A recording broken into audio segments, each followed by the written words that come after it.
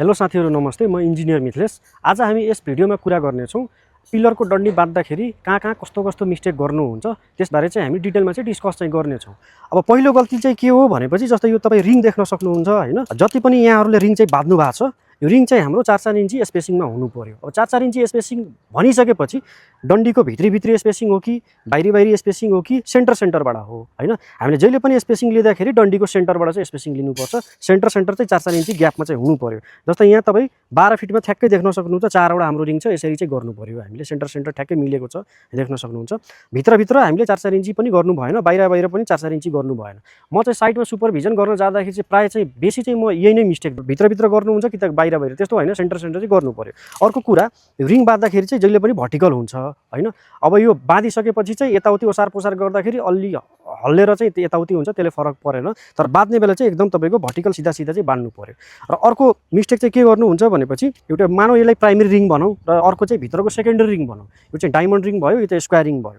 अब यो बाहिरी रिङ र यो भित्री रिङको चाहिँ यो जुन यो हुक छ एक ठाउँमा चाहिँ पर्नु भएन, अल्टरनेट चाहिँ पर्नु पर्यो। जस्तै यही रिङको कुरा गर्नुहुन्छ भने भित्री रिङको चाहिँ हुक चाहिँ यहाँ छ, बाहिरी रिङको चाहिँ हुक चाहिँ यहाँ भित्र छ, यहाँ देख्न सक्नुहुन्छ। यसरी अल्टरनेट गरेर चाहिँ गर्नु पर्यो, एक ठाउँमा गर्नु भएन। फेरि अर्को रिङ गर्दाखेरि अब यहाँ तपाईँले हुक राख्नु भयो भने अर्को हुक चाहिँ यहाँ चाहिँ पर्नु भएन, यो चाहिँ अन्त पर्नु पर्यो हैन। त्यसै गरी नै गर्नु पर्यो। अब यहाँ फेरि हुक पर्यो भने यहाँ चाहिँ हुक पर्नु भएन, त्यो चाहिँ हामीले चाहिँ ख्याल चाहिँ गर्नुपर्ने हुन्छ।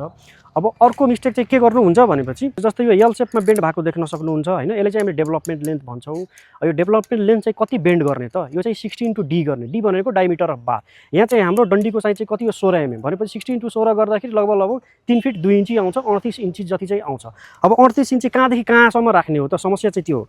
यहाँदेखि यहाँसम्म राख्ने हो कि कताबाट राख्ने हो। धेरै जसो प्रायः जसो नक्सामा म चाहिँ के देखिरहेको हुन्छु भनेपछि एलडी भनेको यो भागले चाहिँ देखाउनुहुन्छ कि डेभलपमेन्ट लेन्थ भनेको यो भाग होइन। तपाईँको हात्ती पाइले ढलान गर्दाखेरि हात्ती पाइलेको टाउको यहाँसम्म आउँछ, हात्ती पाइलेको टाउकोदेखि लिएर यहाँसम्म चाहिँ 3 फिट 2 इन्ची चाहिँ हुनु पर्यो कि पुरै। भनेपछि हामीले डेभलपमेन्ट लेन्थ लिँदाखेरि यसरी लिनु पर्यो, प्लसमा यसरी लिनु पर्यो, 3 फिट 2 इन्ची यसरी चाहिँ पुग्नु पर्यो। हात्ती पाइलेको टाउकोबाट चाहिँ त्यो चाहिँ लिनु पर्यो।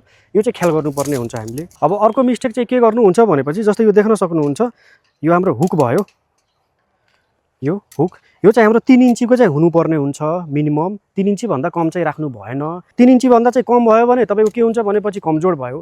3 इन्ची भन्दा धेरै राख्यो भने चाहिँ पछि यसमा यो पिलर ढलान गर्ने बेला चाहिँ यसमा भाइब्रेटरको निडल छिराउँदाखेरि गाह्रो हुन्छ। भाइब्रेटर मेसिन चलाउन एकदमै गाह्रो हुन्छ, कास्टिङ राम्रोसँग हुँदैन, हनीकम आउने चाहिँ सम्भावना चाहिँ धेरै नै हुन्छ। त्यही भएर यसलाई चाहिँ 3 इन्ची चाहिँ मेन्टेन गर्नुपर्छ। जस्तै यहाँ देख्न सक्नुहुन्छ हाम्रो ठ्याक्कै तपाईँको 3 इन्ची चाहिँ यहाँ भएको छ, यसरी चाहिँ गर्नु पर्यो।